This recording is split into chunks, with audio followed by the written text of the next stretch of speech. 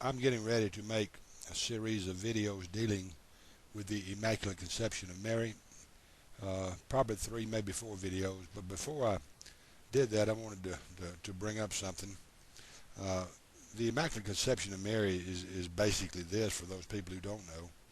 The Catholic Church teaches that Mary, through the Immaculate Conception, was born without the stain of original sin.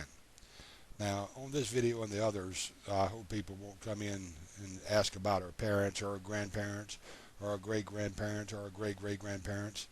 The Immaculate Conception only deals with Mary, not her parents, not her grandparents, not her great-grandparents. However God chose to do it, the Catholic Church teaches that Mary was born without the stain of original sin. Now, this is something that, not as far as I understand, and not all the early church fathers agreed on in developing this doctrine. It was some years before it actually became the official teaching of the Catholic Church, as best I know.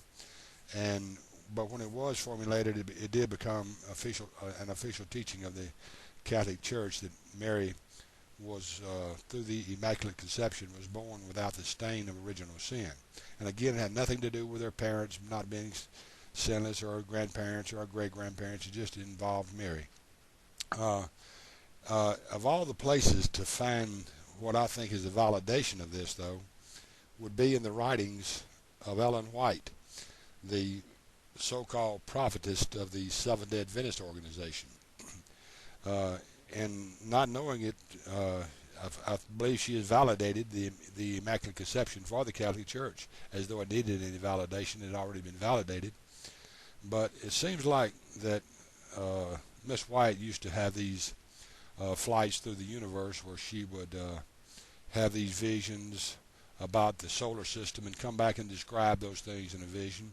Like she visited Saturn one time, and then she had another visit to a planet called Jupiter. And a strange thing, Jupiter, that is pretty much made up with helium and other gases and so forth that run hundreds of miles deep. She found majestic people on Jupiter, a planet that all scientists thought was uninhabited, had no sustainable way of life as we know it there on Jupiter. But yet, in her trip to Jupiter, Ellen White discovered that there is indeed people that she called tall and majestic that live on Jupiter.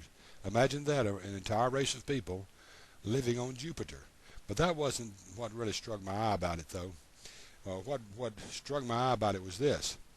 Not only did Ellen White say that Jupiter was inhabited by tall, majestic people, but get this, she also said they had not been touched by sin. In other words, they didn't have the stain of original sin either. So much for Romans 3:23, I guess. Now think about this.